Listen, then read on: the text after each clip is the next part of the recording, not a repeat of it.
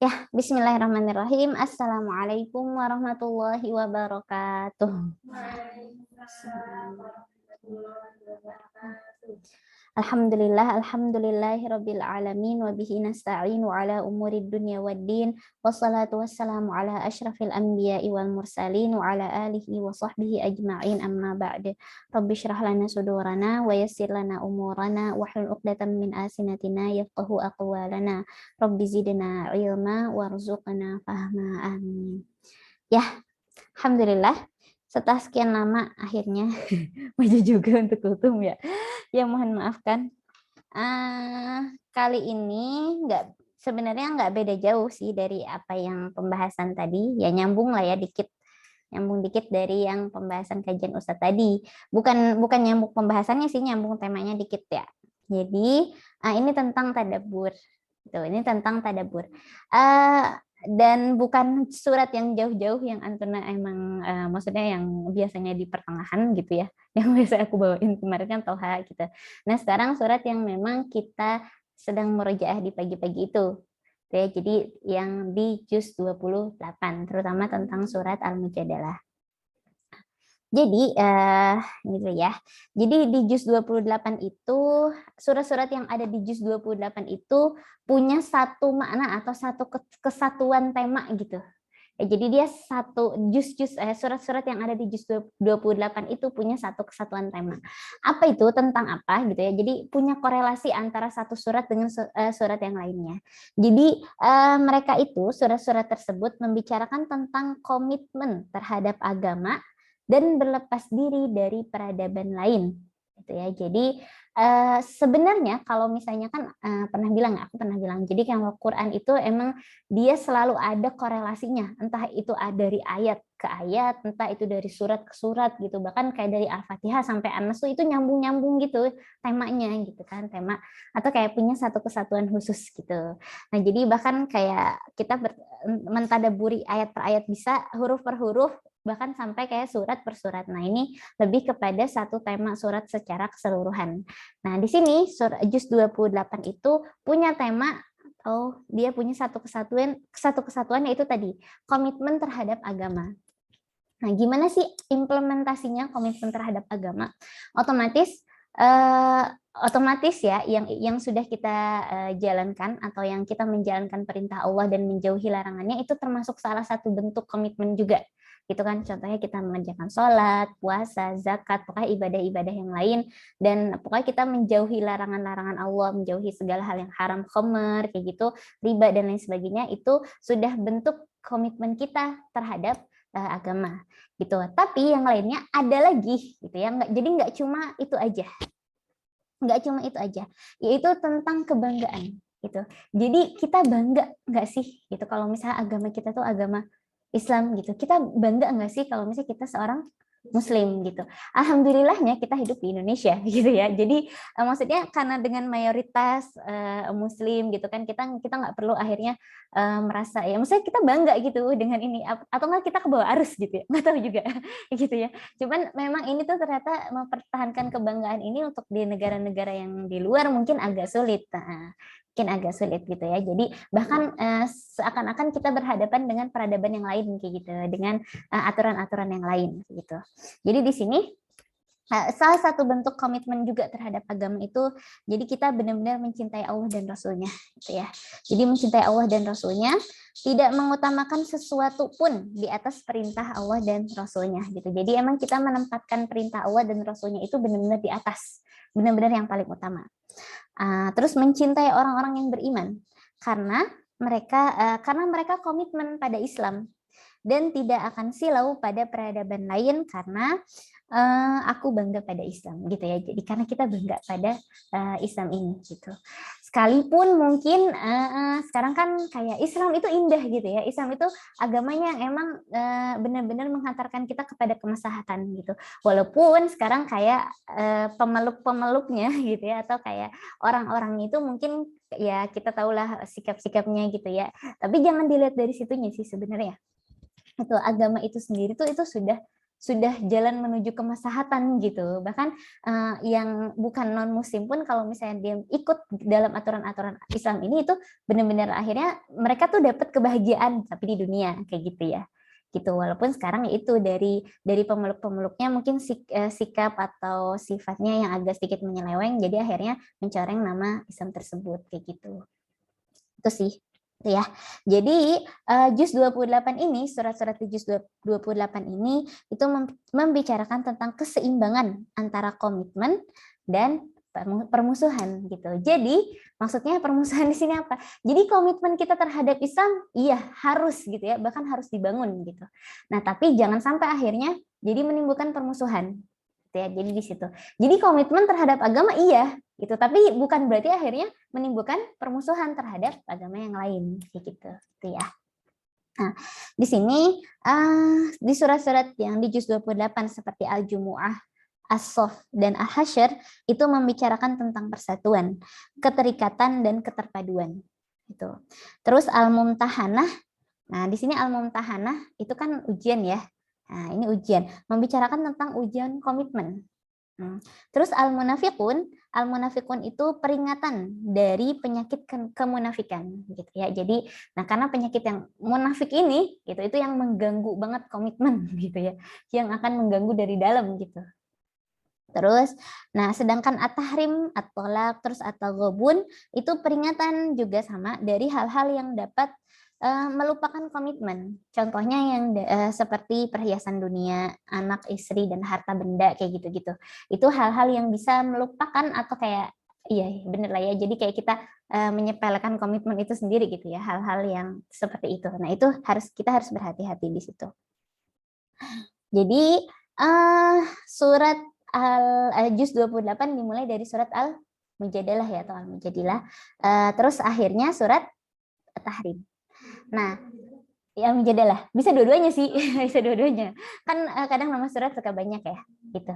Gitu. Jadi Al-Mujadalah itu kan ini membicarakan tentang yang perempuan yang dizihar, ya enggak? Nah, ini tentang keluarga gitu. Jadi bagaimana komitmen itu dibangun? Jadi komitmen seseorang itu akan kuat komitmen terhadap agamanya ketika keluarganya utuh. Gitu.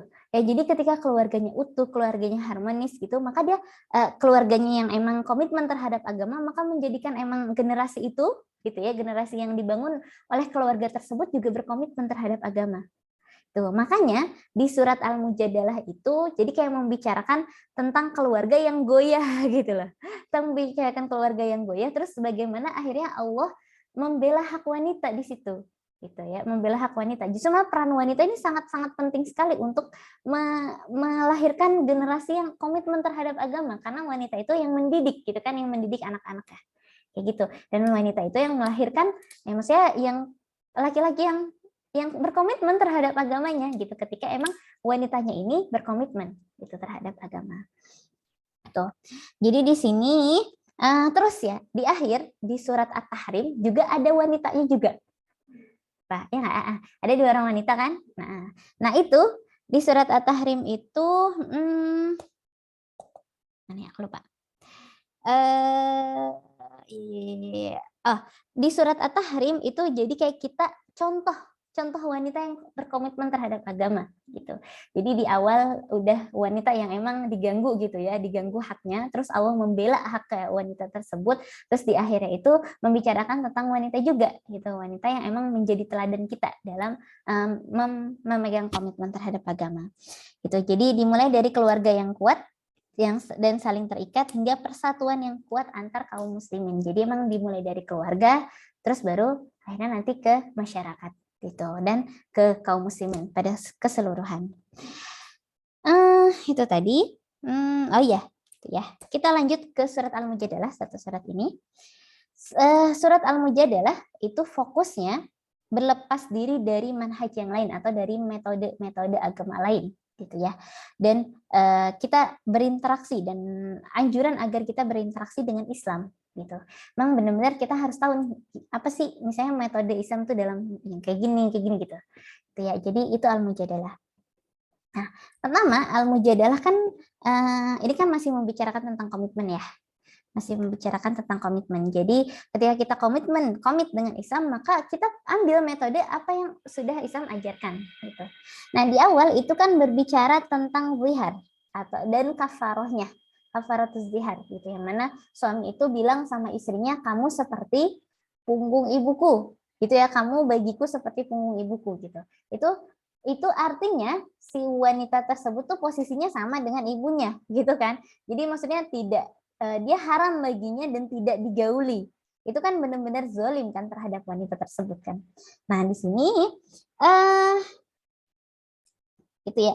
Nah, di sini itu Allah membela hak-hak wanita tersebut. Jadi di surat ini gitu. Jadi harusnya seperti apa? Terus menegur gitu suaminya.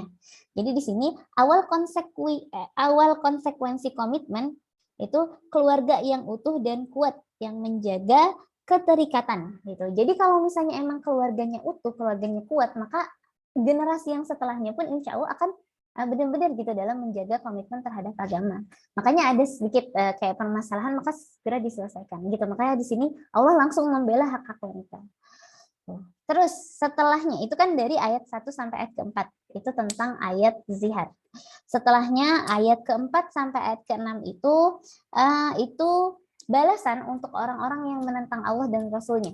Ini jatuhnya kita kayak nyindir si suaminya itu gitu ya, yang telah menzihar istrinya gitu. Jadi di sini keterikatannya gitu. Jadi setelah ayat tentang zihar dan kafarohnya, terus hadis itu yang innalladzina yuhaddunallah wa rasulah, itu menentang Allah dan Rasulnya. Menentang Allah dan Rasulnya itu jadi kayak nyindir si suami gitu ya, yang udah berlaku zalim gitu. Nah, itu jadi nyindir si suaminya, terus apa aja sih balasan untuk suaminya itu? Gitu. Jadi dia akan dapat kehinaan. Gitu ya. Kubitu kama kubital ladzina min qablihim, itu dapat kehinaan sebagaimana kaum-kaum yang sebelumnya. Itu korelasinya. Jadi ayat keempat sampai ayat keenam ini masih membicarakan tentang itu tadi, kayak kesindiran untuk suaminya gitu ya, atau untuk orang-orang yang menentang Allah dan balasannya. Nah, kita lanjut ke ayat yang ketujuh. Ayat yang ketujuh sampai ayat yang ke-13 ini lebih membicarakan tentang bisik-bisik. Ya, yang mana nggak boleh bisik-bisik yang bertiga gitu kan. Terus habis itu di sini diawali dengan alam taro annallaha ya'lamu ma fis samawati wa ma fil ard. Apakah kalian nggak tahu kalau misalnya Allah tuh pasti tahu gitu apa-apa yang ada di langit dan apa-apa yang di bumi. Nah, korelasinya apa di sini? Jadi entah itu perbuatan yang tersembunyi pun gitu ya, yang saya bisik-bisik itu Allah tuh tahu gitu. Jadi kan di sini bisik-bisik tuh lebih kepada gejala ya. Gak tahu di sini kan disebutin kalau bisik-bisik tuh jangan bisik-bisik yang bermaksud kepada Allah gitu kan. Nah, di sini tuh gejala atau penyakit kemunafikan gitu. Jadi orang-orang munafik gitu ya, orang-orang munafik itu, nah di sini sebentar. Nah, dan di sini Allah membongkar rahasia yang tersembunyi dalam jiwa-jiwa orang munafik gitu ya. Jadi zihar dan bisik-bisik yang akhirnya jadi kayak biasa kan bisik-bisik ngapain sih ngomongin orang gitu ya atau enggak lain sebagainya. Nah, itu termasuk salah satu bentuk kemunafikan gitu. Nah, ini penyakit yang memang mengganggu komitmen gitu ya. Jadi ini emang benar-benar Allah tegaskan di sini jangan gitu ya. Makanya kita kalau bisik-bisik kan di sini dijelaskan jangan yang bermaksiat kepada Allah gitu. Terus jangan yang akhirnya menimbulkan dosa dan permusuhan kayak gitu. Ini tentang bisik-bisik. Jadi setelah dari zihar, terus kayak sindirannya gitu atau balasannya terhadap si suaminya itu atau orang yang menentang Allah, terus Allah disebutin bahkan kalau kamu menentangnya itu secara diam-diam pun Allah tahu kayak gitu ya. Bahkan kalau cuman di dalam hati kamu menentang itu Allah tahu kayak gitu. Nah, itu korelasinya. Nah, sedangkan yang setelahnya sampai akhir itu yang ayat ke-14 sampai ayat ke-22 ini juga sama. Ini membicarakan tentang orang-orang munafik dan orang-orang kafir. Jadi bagaimana akhirnya balasan terhadap mereka, gitu ya, atau azab yang mereka terima. Gitu ya. Jadi di sini ini menggambarkan orang yang berpaling dari komitmen atau orang yang merusak komitmen itu sendiri. Orang munafik itu kan maksudnya dia cuman kayak di depannya doang, secara zahirnya doang gitu kan. Tapi secara batinnya enggak kan gitu, maksudnya mereka mengingkari ayat Allah, mereka nggak percaya gitu. Jadi di sini lebih itu. Jadi orang yang merusak komitmen gitu ya, dan mempengaruhi orang lain untuk merusak komitmen gitu. Itu kan orang-orang munafik dan orang-orang kafir gitu. Dan ada istilahnya apa ya di sini, deklarasi loyalitas. Kalau misalnya Antuna tahu al-wala wal baro. Al-wala wal baro itu, wala itu kesetiaan gitu ya, lebih tepatnya kesetiaan. Kalau baro itu kayak kita berlepas diri. Nah, jadi walanya kita tuh kita berikan sama siapa sih? Baronya kita berikan kepada siapa? Jadi di sini yang la tajidu qauman yu'minuna billahi wal yawmil akhir yuwadduna man haddallaha wa rasulahu. Jadi kalian nggak akan mendapati suatu kaum yang beriman kepada Allah dan Rasulnya, maka mereka saling berkasih sayang dengan orang-orang yang memusuhi Allah dan Rasulnya. Gitu. Jadi intinya wala kita atau kesetiaan seorang muslim itu harusnya diberikan kepada saudara sesama muslim juga. Itu jadi jangan sampai kesetiaan atau nggak bisa kecintaan kita terhadap orang yang non muslim gitu ya, itu lebih besar daripada terhadap saudara yang seiman. Itu walaupun misalnya itu yang bukan muslim itu misalnya keluarga, kerabat, teman, dan lain sebagainya gitu. Tapi tetap aja ada batasan di situ, gitu ya. Jadi kecintaan kita, kesetiaan kita itu tidak bisa diberikan kepada mereka yang bukan seakidah atau seagama ini. Terus baro itu berlepas diri, wala dan baro. Baro itu berlepas diri. Kepada siapa sih kita harus berlepas diri? Kan? Nah, kepada siapa kita harus berlepas diri? Kepada orang-orang yang memusuhi agama Islam. Gitu. Jadi emang berlepas diri, apalagi mereka secara terang-terangan, ya udah akhirnya kita jangan berteman dengan mereka gitu, kepada orang-orang yang jelas-jelas secara terang-terangan memusuhi agama Islam. Kecuali orang yang kafir ini misalnya emang non muslim tapi mereka nggak memusuhi Islam gitu ya. Nah, kita masih boleh berinteraksi dengan mereka gitu ya. Kendati kecintaan dan kesetiaan tetap ya harus kepada orang-orang yang seakidah atau seagama gitu. Cuman ya kita masih bisa dalam batas wajar kayak berinteraksi gitu kan, jual beli kayak gitu, bermuamalah dengan mereka itu boleh ketika orangnya tersebut tidak memusuhi agama Islam kayak gitu. Tapi bagi orang yang secara jelas-jelas memusuhi agama Islam, ya udah kita juga berlepas diri dari mereka, menarik diri. Itu ya. Itu. Nah, ini tentang Quran surat Al-Mujadalah. Jadi tentang al-wala wal bara, ya, tentang komitmen seorang muslim. Itu ada satu buku, satu kitab ulama itu dulu kayaknya Karun punya nggak ya? Karun atau Mbak Hani gitu ya, yang punya itu satu kitab itu membahas tentang wala dan baro gitu ya. Membahas ya yang warna hitam itu. Aku masih ingat banget yang ketika baca buku itu gimana para sahabat itu mempraktekkan wala dan baro ketika yang nggak ikut perang. Salah satu yang nggak ikut perang siapa? Ka'ab bin Malik kan. Nah, Ka'ab bin Malik itu ketika akhirnya kan lagi dihukum nih ya, maksudnya lagi menerima hukuman, itu Ka'ab bin Malik itu dapat surat kan, dapat surat dari raja siapa ya, Romawi ya, Heraklius, pokoknya itu. Biar akhirnya ayo datanglah ke sini, kami akan memuliakan kamu gitu, istilahnya kayak gitu. Nah, tapi gimana akhirnya Ka'ab bin Malik itu wala dan baroknya tuh tahu kepada siapa gitu. Kepada siapa walanya Ka'ab itu diberikan dan kepada siapa baroknya Ka'ab diberikan. Gitu kan. Jadi seketika itu setelah membaca surat itu dirobek kan. Gitu. Suratnya maksudnya dimusnahkan gitu. Karena walaupun beliau maksudnya sedang dicuekin gitu ya istilahnya orang-orang muslim, itu kan karena emang perbuatan beliau sendiri gitu istilahnya. Gitu ya. Jadi dalam saat yang kejepit, terhimpit gitu ya istilahnya tuh nggak ada yang berinteraksi sama beliau aja. Nah, disitulah ujian terberatnya ketika akhirnya kita harus memberikan wala dan bara untuk ke siapa? Gitu. Ya, nah disitulah Ka'ab bin Malik diuji. Jadi ketika ada surat itu, ayo ke sini, kita akan memuliakan kamu mau minta apa aja, kita kasih kok gitu. Tapi kan enggak kan, Ka'ab bin Malik tetap setia terhadap Islam gitu, tetap setia terhadap agama, tetap berkomitmen terhadap agama. Itu aja. Ya, untuk implementasi dalam skala kecilnya silahkan ditadaburi sendiri. Ini kan dalam skala yang besar gitu ya.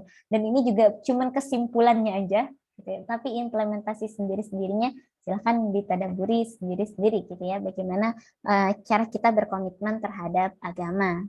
Gitu. Ala kulli hal, ini surat ini kan secara keseluruhan ya atau secara umum yang aku bahas Dan ayatnya juga mencrok-mencrok gitu, yang mana yang biar nyambung gitu keterikatan atau korelasinya. Nah, cuman yang per ayatnya itu pasti ada pelajarannya atau hikmahnya yang bisa kita ambil dan bisa kita implementasikan. Yaitu memang harus ditadaburi. Dan ketika ditadaburi itu menjadikan ayat itu lebih nempel di otak. Jatuhnya jadi kayak kita menghadirkan, kayak kita melibatkan otak kanan gitu dalam menghafal. Itu sih, itu saja dari saya, kurang lebihnya mohon maaf. Itu belum tentu yang menyampaikan juga bisa maksudnya bisa mengamalkan atau mengimplementasikan apa yang disampaikan, cuman kita belajar, kita sama-sama belajar gitu ya. Oke, cukup sekian dari saya. Mohon maaf lahir dan batin. Saya tutup dengan kafaratul majlis. Subhanakallahumma wa bihamdik. Asyhadu an la ilaha illa ant. Astaghfiruka wa atubu ilaik. Kurang dan lebihnya saya mohon maaf. Wabillahi taufiq wal hidayah. Wassalamualaikum warahmatullahi wabarakatuh.